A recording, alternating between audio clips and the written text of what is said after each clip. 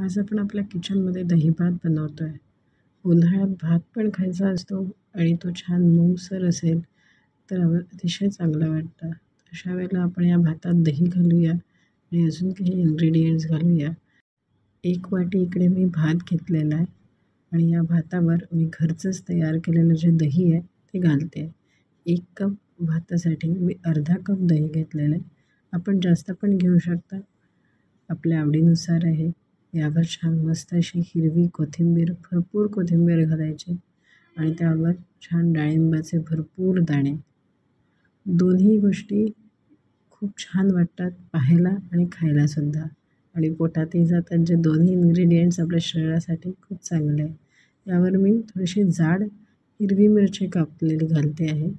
त्याने पण फ्लेवर छान येतो. एक अर्धी मिरची मी इथे घातलेली आहे. त्याला चांगलं मिक्स करून घ्यावं.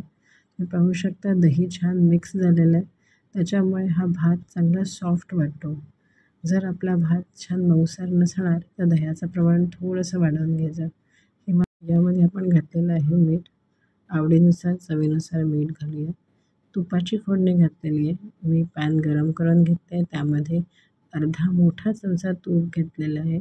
तूप चांगलं गरम झाल्यावर मी त्यामध्ये घातलेले आहे जिरे, हाफ टीस्पून जिरे, हिंग, 2 ते 3 चिमूट हिंग आणि कढीपत्ता. कढीपत्ता पण एक महत्त्वाचा इन्ग्रेडियंट आहे टेस्ट येण्यासाठी. तर मी कढीपत्ता पण घालून घेतला आहे आणि गरम गरम फोडणी आपल्या भातावर ओतून घेतलेली आहे.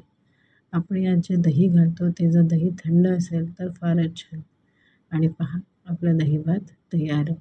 हा जर आपण 2-3 तासांनी खातो आहे आणि आपल्याला असा हा कोरडा वाटला तर तुम्ही यामध्ये दह्याचं पाणी किंवा रूम टेम्परेचरवालं दूध थोडं जरी घातलं तरी हा पुन्हा त्या पद्धतीने होऊन जातो. त्यावेळेला मीठ मात्र एकदा चेक करून घ्यायचं काहीही गोष्ट जास्त घातल्यावर. आणि पहा अशा पद्धतीने सुंदर रंगीबेरंगी tasty. Share and subscribe to my channel. Bye. Enjoy.